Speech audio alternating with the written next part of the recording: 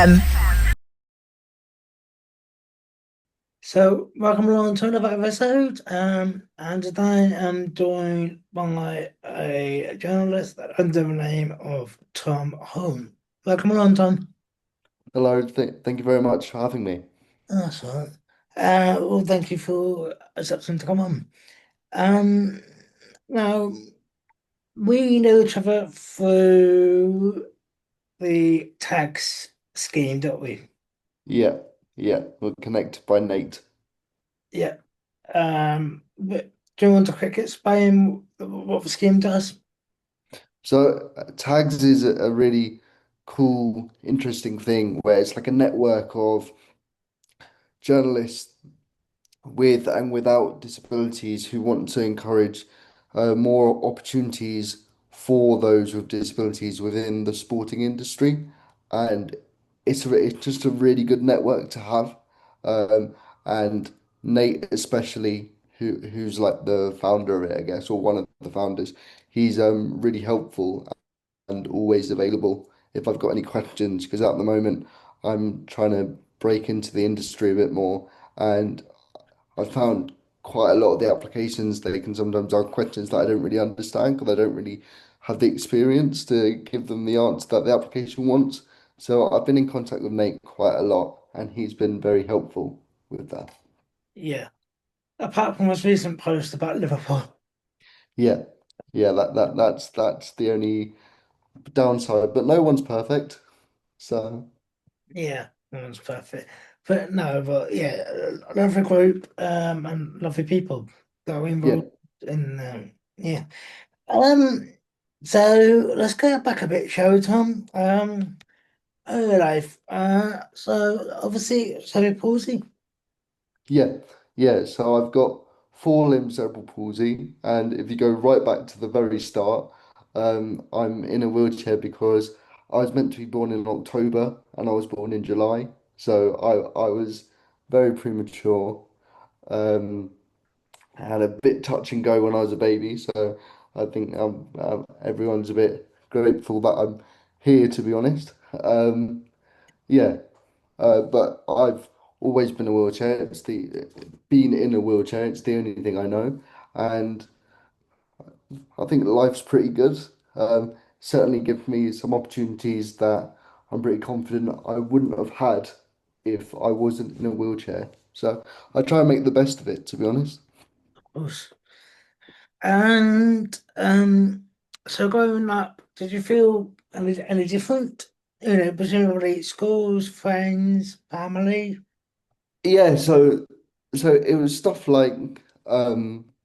got the usual stuff. I mean, like when I was in nursery and stuff, I remember getting frustrated a little bit because I couldn't like reach all the toys per se and stuff like that. But then in school, um, I'd say being in a wheelchair sort of helped me develop my personality because I had to be a bit louder to prove that there was actually more to me than just being in a wheelchair.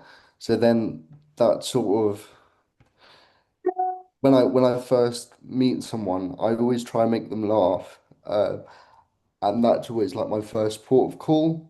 Being like, can I make jokes? Can I make them laugh? Can I make them smile? And I think that's a mechanism that I developed because of being in the wheelchair, to try and make people a bit at ease around me a bit more.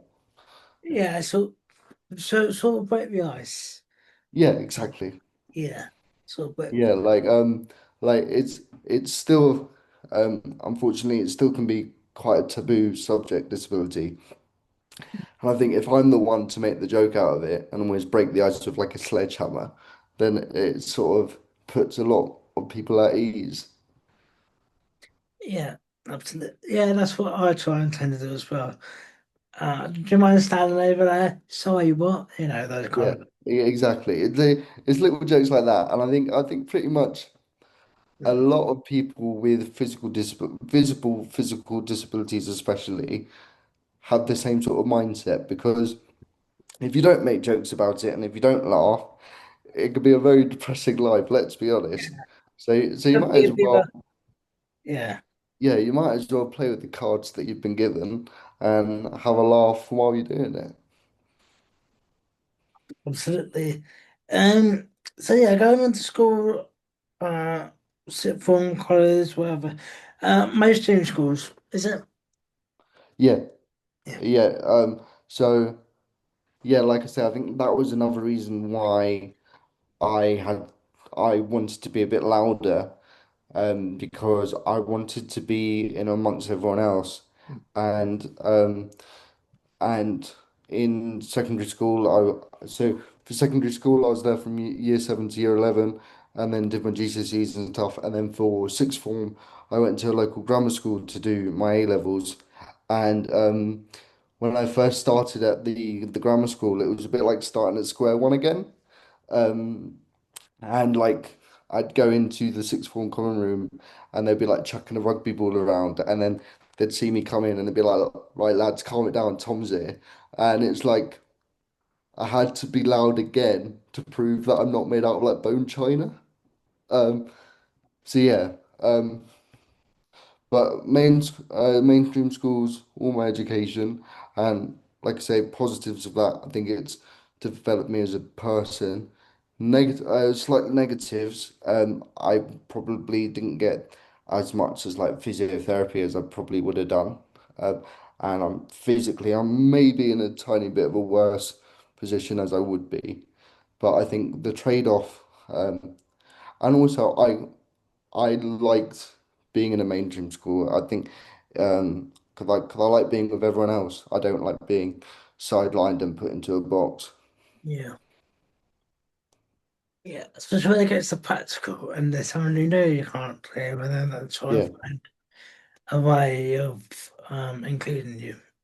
Yeah, I mean it's a good way of fixing problems as well. Like Yeah. we face barriers every day, and if you weren't good at coming up with solutions, you'd be quite defeatist. So yeah, I think it shaped me quite a lot. Yeah. Well, it's not. It's not until you pick out all the best bits of your life that you actually realize how much you've done and everything else, isn't it? It's like a therapy session almost. Yeah, I mean it's been quite cathartic so Yeah. far. We're only a few minutes in, so Yeah. We'll come back to that later. But yeah. So the grammar school.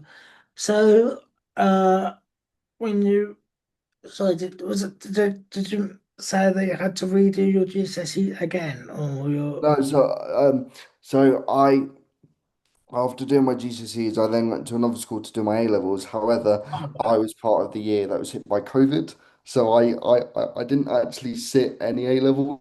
I got given my predicted grades, so that was a bit strange.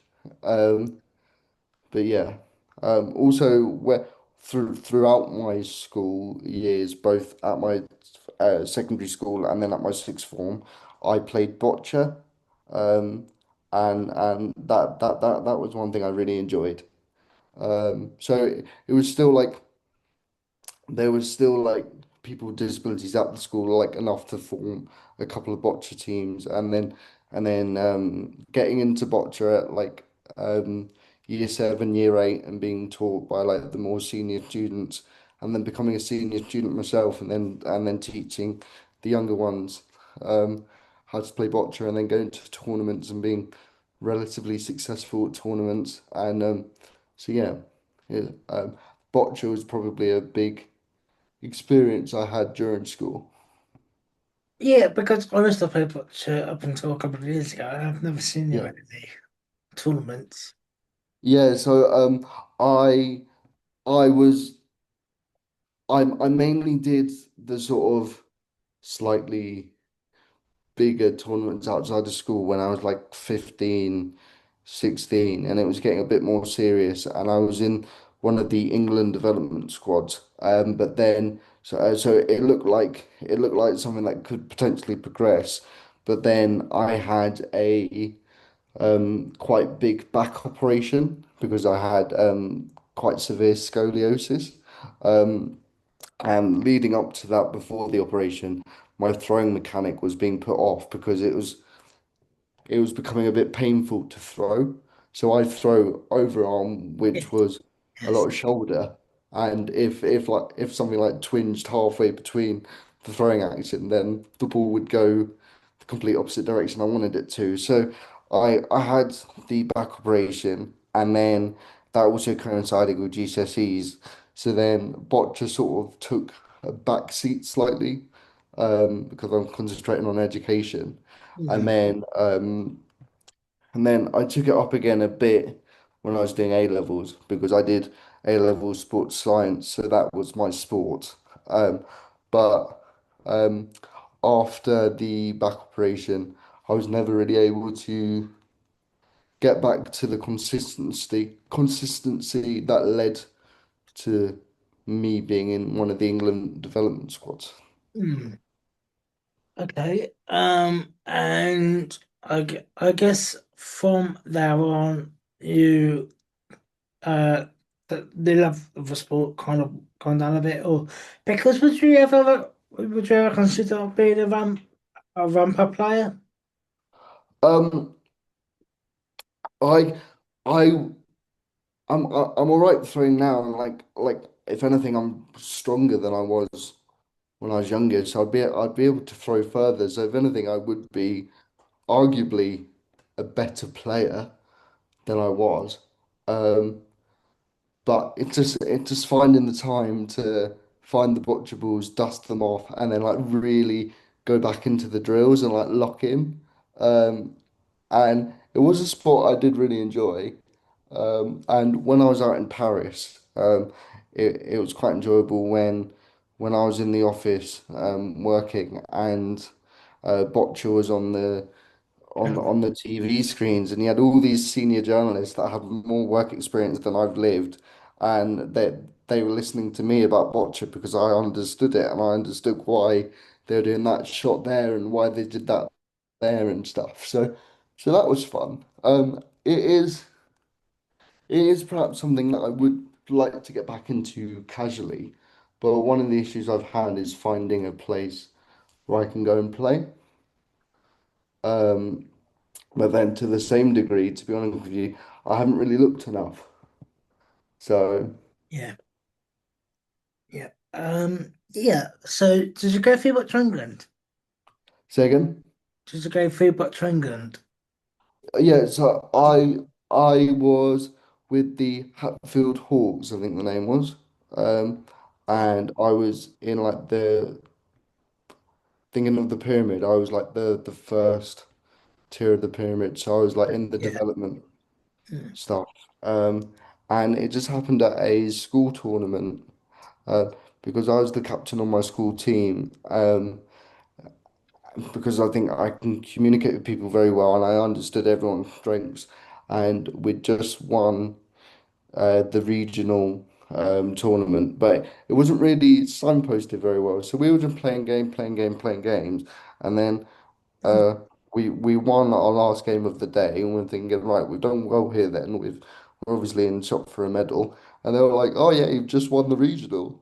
Um, and then someone from Butcher England came to me and been like, we'd like you to start going to these camps, and I'd go with my dad. Um, and it was a real big step up, but also really enjoyable because it was very like thoughtful and methodical in like how you play it. Um, yeah, And then they got stopped during COVID. So yeah, exactly. yeah, So bit of a shame, but it's not been brought up again. So yeah, yeah, but yeah, let's not get too political about that. But yeah, so after college, so when you were nearing the end of your college experiences, obviously you did go to university, the UCFB at Wembley.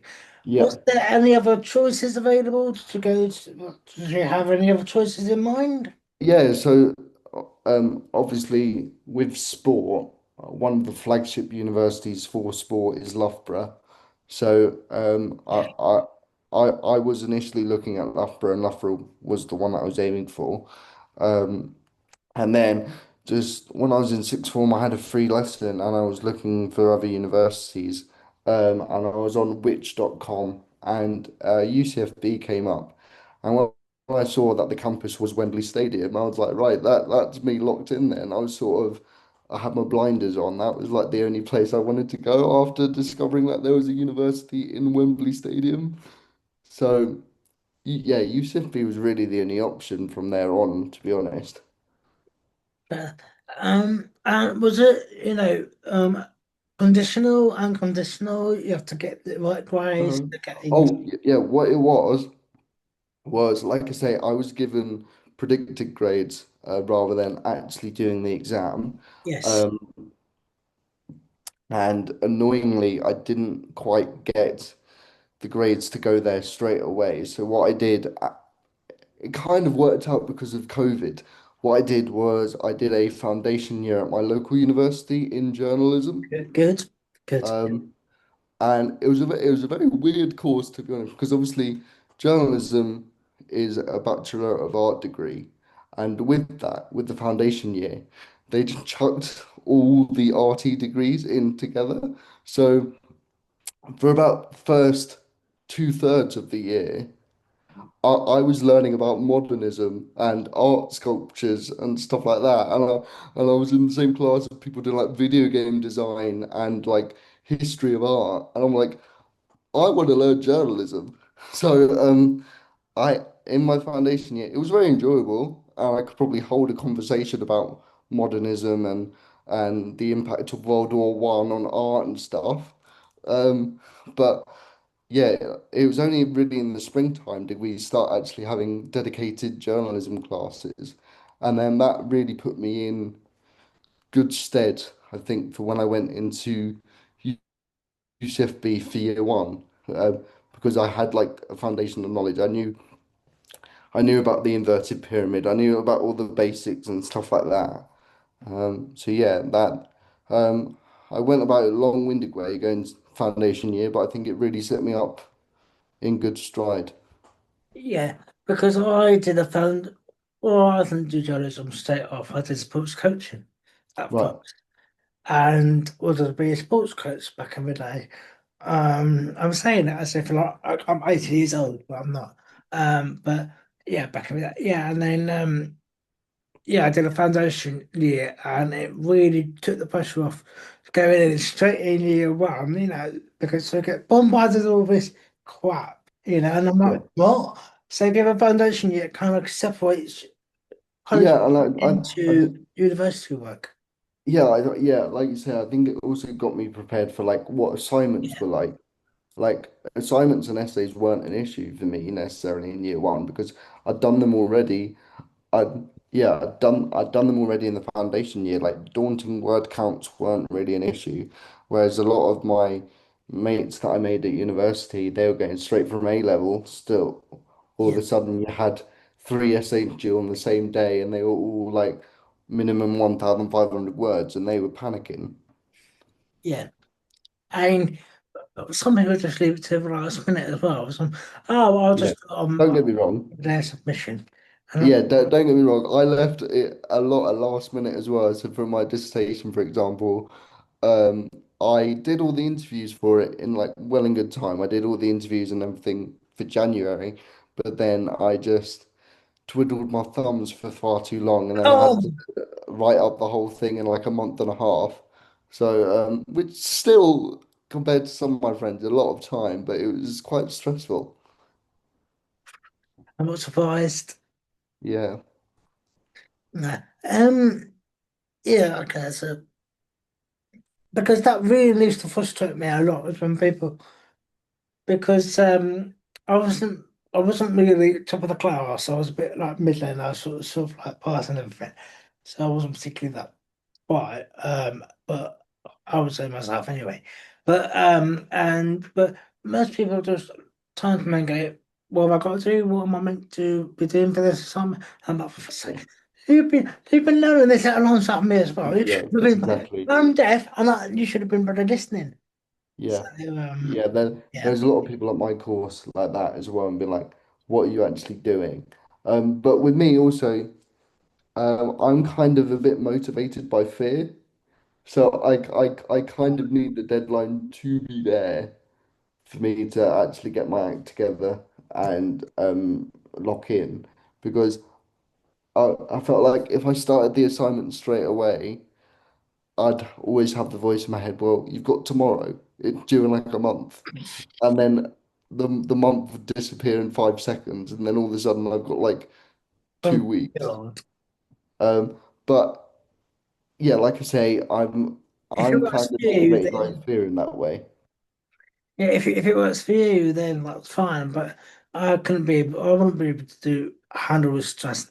I start it and then I do a bit each day because I get easily distracted myself as well. So Yeah, I tend to just do a bit and then by the end of the week I've got 2 pages done or something. And I'm like, yeah, well, that's something. Um yeah.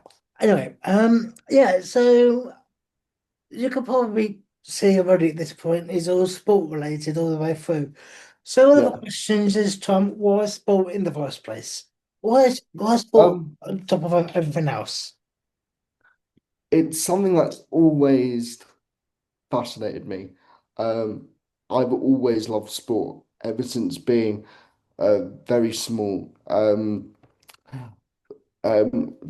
just past Christmas, we were going through some old photos, and my sister found a photo in an album, and it's now one of my favorite photos. It's we were on holiday somewhere. I think we were in, I don't know, I can't remember where we were 'cause I was literally a baby in a pram. But the photo is my dad sat on the end of the bed with a beer. I'm sat in the pram, and we're both locked in and watching a tiny square TV, and it's showing the football. Oh, Like, so for my whole life, it's always been sport and it's always specifically been football. And I think a lot of it got to do with family. So, like I say, it it's something that my dad and I talk about a lot. Um, and then also, my dad was born in Salford, and my grandparents from my dad's side were both from Salford. And my granddad knew and went to school with some of the Bumpy Babes, some of those that died in the Munich air disaster. So I would have regular phone conversations when I really became like a football maniac with my granddad, where I'd have to like update him on how Manchester United are doing, what's going on, and stuff like that. And then um, when my granny on my mum's side lived with us, she'd always joke that my TV was broken because all it would show is sport. Um, and I think with sport, the thing I like about it the most is it's the thing that regardless of your like upbringing or where you're from or whatever, you can talk about sport with anyone around the world. And also, again, going back to what we were saying about like how I was loud and I'd make jokes about my disability and stuff like that to break the ice. Sport would also be a very good way to break the ice, especially if like it happens rarer now, but especially if like United have beaten someone on the weekend and one of my mates is a fan of that team and they're getting a bit loud and you just have the sporty banter. Um, and what I've always said when people ask me about sports journalism is I can't necessarily play the sports that I love, but I can definitely talk and write about them. And sport has been an ever present in my life since I was born. And without sport, I would be very bored. yeah. Well, you've not even been on this podcast if it wasn't for that. So Yeah. Yeah, yeah. So I owe a lot to sport. And like I say, I can't necessarily play football, but I can chew anyone's ear off about it any second of the day. including now at 2 o'clock in the Yeah, afternoon. yeah, So exactly. yeah. Um so yeah, yeah, and then you're talking about early in life. So you're talking about Salford. You're talking so obviously your club would be Manchester United. Yeah, Despite them keep losing and despite them being a bit crap than them used to be and all that sort of shit. yeah, it's a family thing, isn't it? Manchester United's my family club, and Mhm. I can never support, I can never imagine supporting anyone else. United could go into liquidation and be relegated all the way down to National League North, and I'd still proudly wear the shirt and support them. Um, yes, they've ruined a lot of my weekends of late, but they've also given me a lot of my best sporting memories. For example, a few years ago, my dad and I got tickets to the League Cup final against Southampton, Man United Southampton, and we were very fortunate. I'm sure you know, disabled tickets tend to be really good seats. Yes. Um, and my dad and I were quite literally right behind the goal. And Zlatan Ibrahimovic was playing for United, and he's just absolutely immense. Um, and it was, I'll set the scene if you don't remember the game. It was 2-2 in the 88th minute. It The was a ball 3-2. whipped in. Yeah, ball gets whipped in. Ibrahimovic beats everyone to it, powers the header past the goalkeeper. We're right behind that goal. It's absolute bedlam and chaos in the stand to the point where I'm in my chair. I can't remember if I was in this chair or one manual wheelchair. I think I might have been in this chair. And if that was the case, I'm over 200 kilos when I'm in the chair. The fans in front of me tried to lift me up. Like it was so crazy. It was like what had just happened, and I will remember that for probably the rest of my life. And although Manchester United are a shell of what they used to be now, Mm. that's something that can never be taken away from me. Yeah. Was that the one under Jose Mourinho? Yeah, Yeah. yeah. Yeah. So, but yeah, Zlatan Ibrahimovic, what a man. Yeah.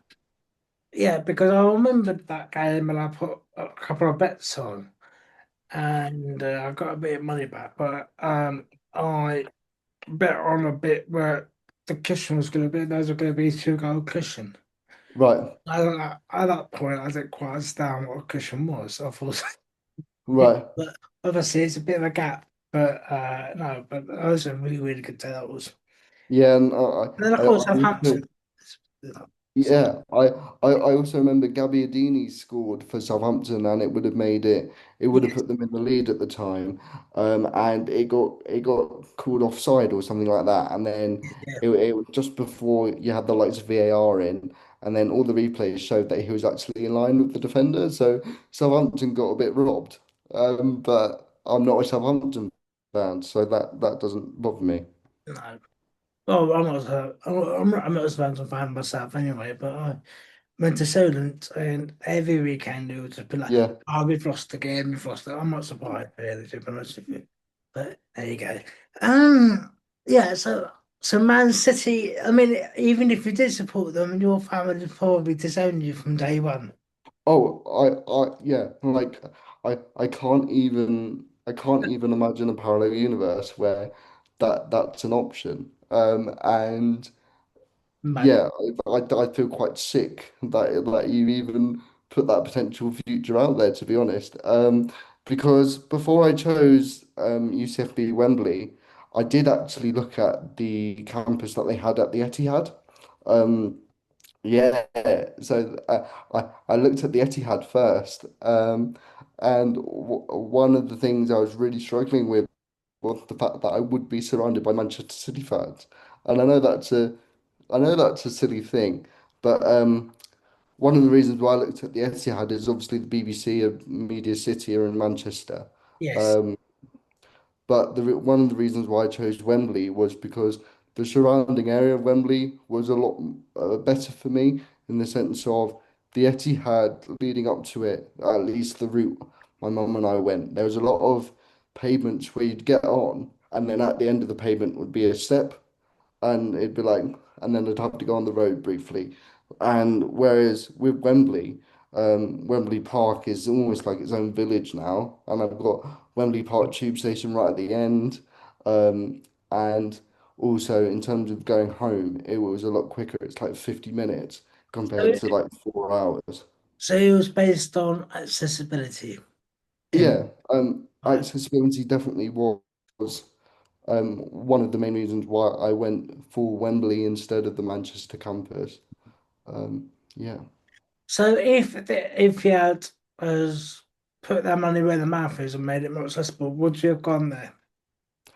I think it would have been a lot more of a debate, Hmm. purely because, not being funny, if I did go to the Manchester campus, I would have been going to Old Trafford very regularly, spending my weekends, get with my emotions being directly affected by what 11 men do with a ball.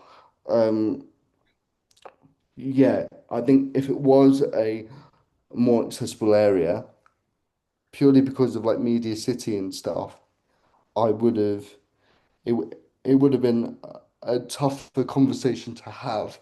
However, being in Wembley and being in London, I think it's worked out really well in terms of like traveling on my own with like TFL on the tubes and stuff. That sort of made me a lot more independent than I was before I moved up here. Yeah. Fair enough. So next question is why journalism?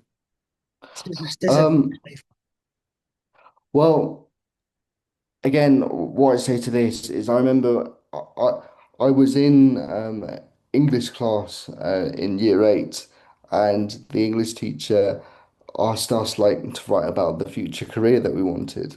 And I initially wrote about wanting to be a commentator. So sport journalism has always been something that I've wanted to do. Um, and I think it just goes back to what I was saying before, where I knew that playing sport was never really going to be a viable future for myself, but sport is a topic that is universal. And if I can get into a position to talk to people about it and write about it, then that's literally the dream job. Um, and I'm trying to break into the industry now. Um, I've had some fantastic experiences already. So, through my university and through tags, I managed to be able to work for the Olympic Broadcasting Service at the Paris Paralympics, and it was, yeah, it's definitely up there as like the best 3 weeks of my life so far. I I was out in Paris for I think around about 18 days, I think it was. And it was hard work, it was long hours, but at the same time, it wasn't hard because I, I, I was working on sport all day. Um, and it was literally the dream. Um, so I'm hoping that my career will be filled of many more opportunities like that. Um, and that's one of the reasons why I've always wanted to do sports journalism. I want to be able to travel the world. I want to be able to go to these events, work on these events, and contribute. yeah. And is that football or is that more like power sports like we'll play basketball, we'll play rugby. It, I I know it's quite a cliche answer, but when people ask me this, and I do mean this, I'm happy with all sports. Again, give me a sport and I'm pretty confident I can cover it and cover it to a decent level. Football's the one I'm most encyclopedic about. But one thing I loved about working on the Paralympics is you had to be able to work on everything. You had to be able to learn and research about everything. And being my role as like a junior researcher for the futures team, I had to look for stories. I had to come up with suggestions. I had to um, fight many wars with the archive system to find video footage for the features. Um, and it just showed that if you have even a tiny bit of knowledge in a sport, it can go a very long way. So the dream is to go to more Olympics and Paralympics. Like I don't want to necessarily just be employed for the Paralympics. I'd also love to do the actual Olympics. I'd love to cover a World Cup for either football, rugby, or cricket. So like really, the goal for me is the major sporting events. Because it's also about life experiences, isn't it? And I think sports journalism in particular is one of the best jobs for that. So yeah, I'm hoping I'll still be doing this like 50 years down the line, and in doing so, it'll be like, yeah, I covered this, I did that. That's the goal, really. And yeah, like I say, with sports journalism, it is part of it for me. It's life experiences. Of course. You mentioned obviously Paris. I mean, just well, our contacts on my own Paris t-shirt today. So Yeah. yeah, we're very much linking together.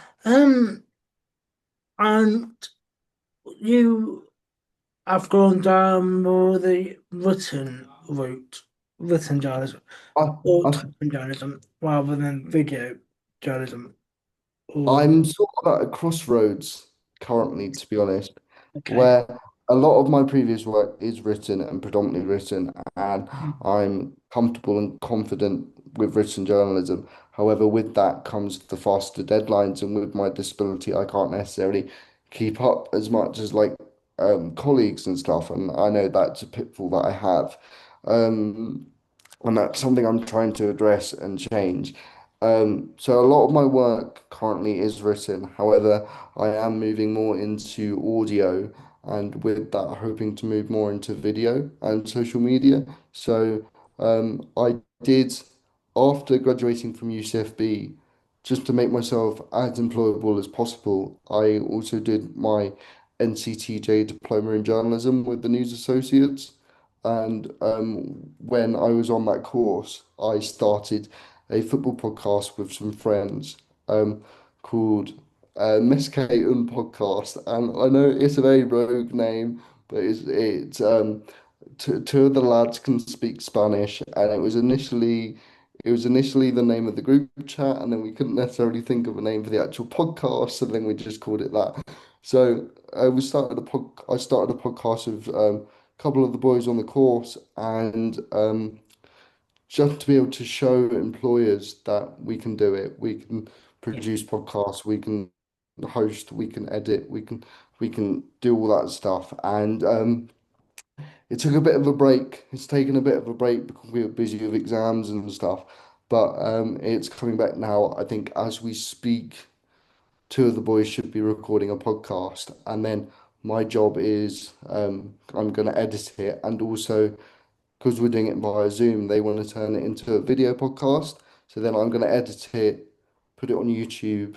Um, but then whilst I was on my course, I would help edit the internal podcast that News Associates had called How to Call a Journalist and how to be a journalist, sorry.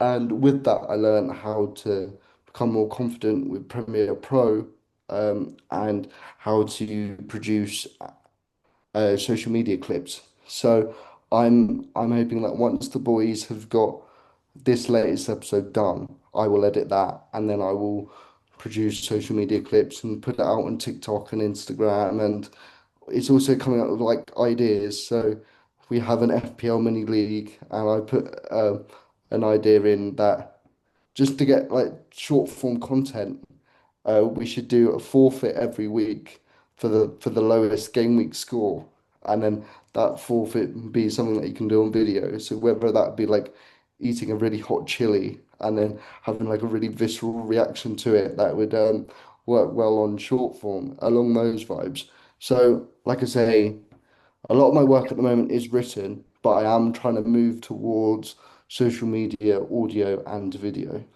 because that's the future. Yeah, and also. From also going back to what I was saying about the deadlines, when I was working in Paris, the deadlines were a lot less strict, Yeah, and it made it a lot more enjoyable. Because like they trusted in me that I will get the work done and get the work done to a very high level. And I think audio and video give you a better opportunity to be a bit more Yes. sort of free with deadlines. Yeah, a little bit more vague. Yeah, and of course AI has taken over the world now. Yeah. So yeah, be careful with that. But you recently approached me for an article. It wasn't sport related at all, though, was it, Tom? No, so with my NCTJ diploma course, I chose to do the news one um, to become more well-rounded, to again have a portfolio of also news articles to show employers that I'm not just sport, that I can also do news, and yeah, so with that, we did about like Freedom of Information Acts, and we had to do a data story, and I found out um, through an FOI to TFL that the lifts were out of service for cumulatively were out of service for a very long amount of time last year, and Yeah. through tags, I messaged Nate, and then Nate recommended you, and you gave me some Of very all good quotes. people, of out of 70 people, it chose me.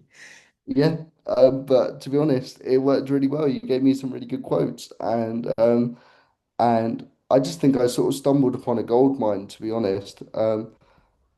Yeah, so I'm very grateful that you were available to do the interview. And Yeah. yeah, when lifts are out of service, I think a lot of people think it's not that big of an issue, but it can completely change the whole route for us and completely make a route not viable anymore.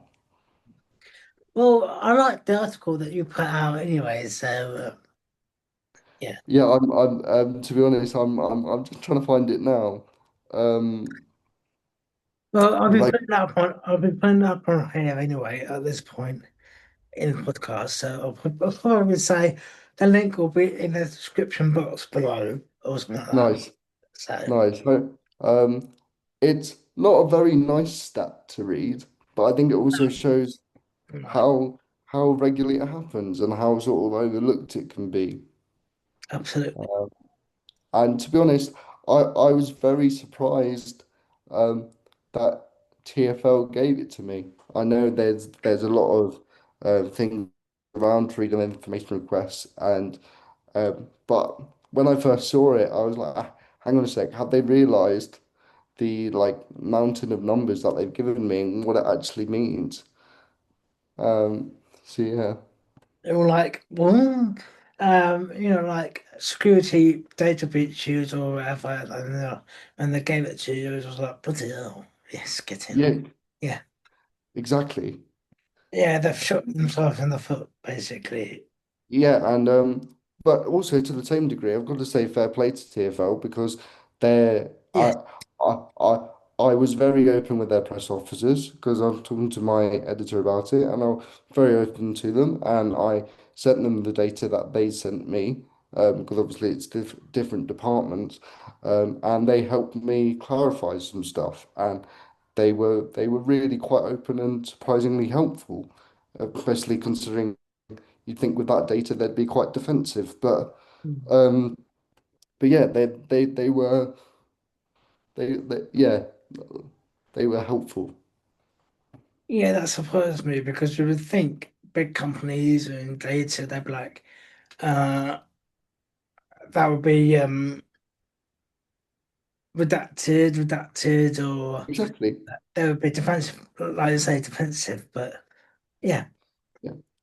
And so I, although the data module was very daunting and the actual exam was horrible, one of the worst exams I've ever had in my life, that was probably one of the best bits of journalism I've done, and I felt like this is like proper journalism. Like I've found a bit of data that is like an absolute bombshell, and then wrote an article that I was proud of. yeah, absolutely. And running in there now, but you know, I've seen Tom and Twitter movies before. You had actually. The first time I sort of saw you wasn't actually on here or on the tags. You had a film moment with Jack Grealish about Yeah, 4 years ago, 2 years ago. yeah. Um, so again, that goes back to the opportunities that UCFB Wembley gave me, and being based in Wembley for your university, you obviously get all the England games, you get all the Wembley-based games, and when I was in I think second year, my lecturer said that a former student of the same class now works for the FA, and they had some spare media tickets for the upcoming England friendlies. And my initial idea for a dissertation was going to be on how um, stadiums only go for the minimum amount needed for accessible seating, and how that creates like an unnecessary demand for disability tickets compared to how like an able-bodied person can go to a game on the day just because their mate's got a spare ticket, whereas you and I can't necessarily do that. So that was going to be my initial plan for my dissertation. So when the opportunity came about, that was the reason why I put my name in the hat, because I was thinking, if I get this, if I get a media pass for England, and then there's troubles catering me in terms of accessibility, then that would be great for the dissertation. So that was the reason why I put my name in. And then a couple of weeks later, I got an email from my lecturer, and he was like, "Tom, your name's come out of the hat for England versus Malta." So you'll have a media pass for it. And it was great. I went with my dad as my carer. He loved it. We got all the sort of media stuff beforehand. We got food, and you got coffees and stuff like that. And at half time, Henry Winter, former Times correspondent, now writes for the likes of Talksport and is a bit more independent. He came up the stairs, and he offered my dad and I a cup of tea. And what was quite funny was my dad is a very avid Times reader. Like, Times is the newspaper of our household, and my dad really likes Henry Winter's stuff, and he didn't recognise him. Yeah. Yeah, so my dad was like, "No, it's all right, pal. We'll get it ourselves." And then when he left, I said to my dad, "I was like, Dad, did you realise that was Henry Winter?" So the actual game itself wasn't that memorable. Um, Of course not. We were bound to win. yeah, exactly. But with having the media pass, it meant that I also had access to the press conference and the mix zone afterwards. And again, it comes into I wouldn't have had this opportunity if I was in a wheelchair, because the lift that the steward took us to get down to the media area was actually a public lift. And with that, it went up, down about 3 or 4 times, full of people. So by the time we actually got down to the media area, the press conference was well underway. And several times throughout the course, my head lecturer was like, if you ever get the opportunity to go to a mix zone, take it, because they're one of the best bits in journalism and sports journalism especially. So we were walking past the mix zone. I knew the press conference had started, and I didn't really want to sheepishly go in at the side and make a big faff. So I asked, "Can I sit in the mix zone?" And I was in the mix zone for about an hour before anyone turned up, and I was sat next to Sky Sports News and Rob Dorset, and then a couple of meetings down that way you had the likes of Henry Winter and the newspaper journalists. Um, and before anyone turned up, I was just talking to those around me, because I was like, right, I'm here. We're all not going anywhere. I might as well pick your brains. So I was thinking to them, and then the players started coming in. And that was really cool to see. Say hi to a couple of them, they'd give you a thumbs up, whatever. And then Jack Grealish came down, and I, I, I say, I don't know where I got this confidence from, but I knew um, Jack Grealish's sister had a disability, Yes. and even though I was next to the likes of Sky Sports News, I thought in my head, if anyone's got a chance of getting him over, I've probably got the best shot. So then I call out, just expecting like a hello or a wave, and then all of a sudden he comes over to me, and I start panicking, thinking, right, I've got to think of a question now. Yeah, I end up like semi-botching a question about, and I know I shouldn't have asked, considering it was an England game, but I asked, are Manchester City going to go all the way again? Are you confident they're going to win the league? Along those lines. And then he gave me an answer. And then after that, I said to him, just so you know, that really hurt me to ask, being a United fan. And then a couple of weeks prior was the Manchester derby. And then we started talking about that, and that's what got recorded by the journalists around me. And we just had a really cool chat, and I think that's what it became. Rather than a journalist and a football star, it became two guys talking about football. And this goes back to why I love sports so much. And I really didn't think of it as like a big thing at all. I just thought it's cool. I've just spoke to Jack Grealish, got a photo with him. It's really cool. I'm in the media zone. Great. And I get back to my flat, and I used to write for a Manchester United fan website called United District. They're quite big on Twitter. Um, and the group chat with the writers was blown up, and they're like, Tom, have you seen this? And unbeknownst to me, the journalists around me were like, this is a big thing. Henry Winter tweeted about it. And like the fact that Henry Winter tweeted about me was nuts. So initially his tweet went into the group chat, and then the photo went into the group chat, and then all these videos went into the group chat, and it just went crazy. Um, to- and then um, through that, I ended up getting work experience at Sky Sports News because Rob Dorset phoned me a few days later, and I actually missed it because I had my phone on silent because I was in a lecture. And then he said, people at Sky Sports News had seen the video, they want to get you in for a couple of days. So I've had the opportunity to do that, and through that, I've had um, good contacts there. But it was crazy. Like big, big newspapers were writing reports about it, and I think it was the Sun actually. Fair play to them. A lot of the outlets were just calling me a fan or a student, but the Sun actually called me like a student journalist. So like the fact that they actually made the connection that I was in the mix zone because I was a journalist, not because I was like a trophy fan. That was really cool to see. And then in a roundabout way, meeting Jack Grealish is how I got the Paris job, because meeting Jack Grealish is how I came into tags and how I met Nate. And then in the run up to the Paris Paralympics, Nate put a job into our group about the International Olympic Committee. I went for that, was unsuccessful with that. But during the process, I emailed my lecturers asking for references. And one of my lecturers got back to me and was like, Tom, I'm working on the Paris Paralympics for the Olympic Broadcasting Service. Would you like me to give you the email of my boss?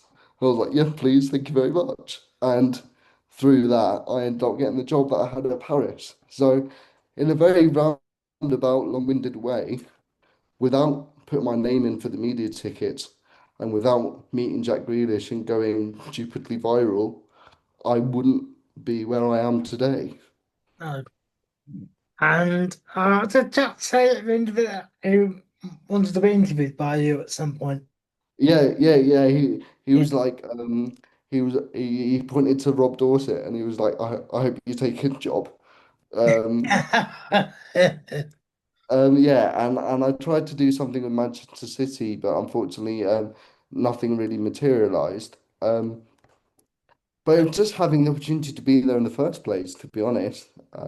And it goes back to UCFB. And if I went to any other university, I wouldn't have got that. No, no. So it's all worked out for the best. Yeah. Um, and then final question for you, Tom, is what tips or advice would you give to other people that have cerebral palsy as well? Um, be loud. Don't. be loud and like try and put yourself out there. And 'cause that's what's got me into the position that I am. Um, if people try and put you at a certain table or put you in a certain box and you don't want to be there, say something about it. Um, yeah, just just try and be vocal, try and make people laugh. Just try. Every day is a new day, and life is can be a lot easier sometimes if you're just a bit louder. Well, those are the questions I've got. Anything else to add, Tom? I might have missed that. No, I think we've covered a lot of the bases. So I'm just going through my head, thinking out loud. Paris Paralympic, Jack Grealish, university, school experience, boccia. Um, I suppose for me, where I'm at now, and just to end on this, is like I've said a couple of times, um, I'm still very much trying to get into the industry, and I think a Yeah, lot of people with disabilities are going through what I'm going through right now, where it's like, I know I'm a very capable journalist. I know I can do the job at a very high standard, but it's getting into the positions in the first place to prove that, and then overcoming the initial um, people being initially a bit tentative around me because they don't necessarily know what I can do. So at the moment, I'm just really trying to make another opportunity for myself to prove that I've got the skills to be a valuable member of any team. yeah. It's just about pressing those automatic door buttons. Um, Yeah, well, and exactly. then opening the doors. Uh, yeah. So yeah, it's all about trying to get into the industry and then trying to stay there. Is Yeah. I mean, it's something that I think we're all trying to do at the moment, and then it's just chances and getting opportunities and just taking it with both hands and then make Yeah, the most of it as you can, really. yeah, 100%. Yeah. Well, thank you very much for coming on, Tom. Thank you for having me. I've really enjoyed it.